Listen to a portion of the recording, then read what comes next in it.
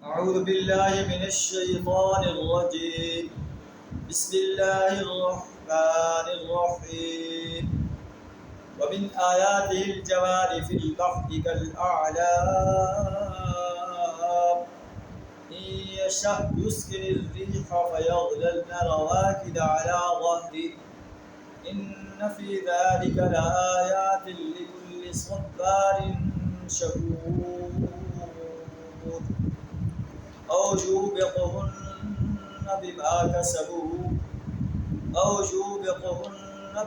كسبوا ويعفو عن كثير. صدق اللہ العظیم. سورہ الشورى آیت نمبر 32 تا 34 آپ کے سامنے تلاوت کی، جن کا ترجمہ کچھ اس طرح ہے: وَمِنْ آيَاتِهِ الْجَوَارِ فِي الْبَحْرِ كَالْأَعْلَامِ.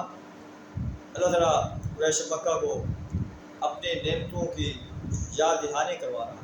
قریش مکہ جو ہے وہ سمندر کا سفر کرتے تھے، کشتیوں پر بیٹھتے تھے اور اپنی تجارت یا اپنے دوسرے کاموں کے لیے مختلف شہروں میں جاتے تھے.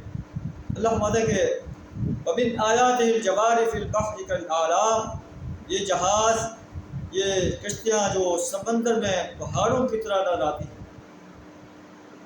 یہ اللہ کی قدرت کا شاہکار کہ اللہ ان جہازوں کو، ان کشتیوں کو سمندر میں چلنے کا مواقع فراہم کر رہا ہے. إِن يَشَأْ يُسْكِنِ الرِّيحَ فَيَظْلَلْنَ رَوَاكِدَ عَلَى ظَهْرِهِ. اگر اللہ چاہے تو ہوا کو ساکن کر دے اور یہ جہاز جو ہے سمندر کی پیٹھ پر کھڑے کے کھڑے رہ جائیں تو کہاں جو ہے اپنے منزل مقصود تک پہنچ سکتے. اللہ کی مہربانی ہے، اللہ کی رحمت ہے. اللہ تعالیٰ ہواؤں کو چلا کر تمہیں سفر کی طرف رواں دواں کر دیتا ہے.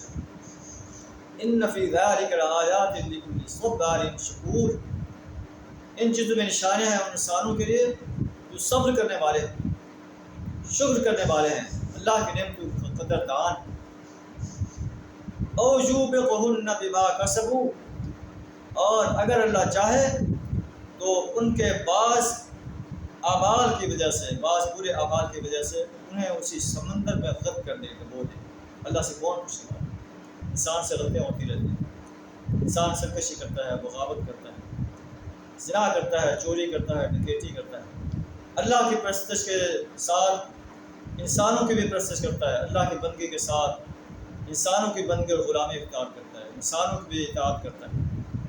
جو اللہ کی اطاعت سے ٹکراتی ہے، اللہ فرماتا ہے او یوبقہن بما کسبوا، اگر اللہ چاہے تو ان کے کسب کے سبب، ان کے برائیوں کے سبب، ان کی سرکشیوں کے سبب، ان کے گناہوں کے سبب انہیں سمندر میں ڈبو دے. اللہ سے کون پوچھنے والا؟ وَيَعْفُو عَنْ كَثِيرٍ، بہت سی خطاؤں کو اللہ تعالیٰ معاف کر دیتا ہے. وَيَعْلَمَ الَّذِينَ يُجَادِلُونَ فِي آيَاتِنَا، یہ لوگ جان لیں کہ جو ہماری آیات کے اندر جھگڑے کر رہے ہیں، اللہ کی طاقت کتنی بڑی ہے. اللہ چاہے تو انہیں سمندر میں ڈبو دے اور اس وقت انہیں محسوس ہوگا مَا لَهُم مِّن مَحِيصٍ، آج ان کے لیے کوئی جائے بنا نہیں.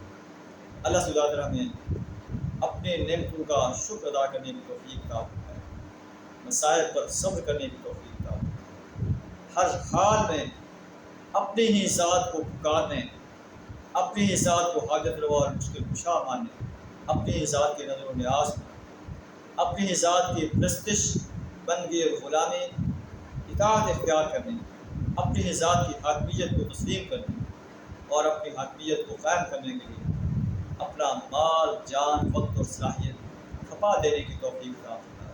وآخر دعوانا الحمد للہ.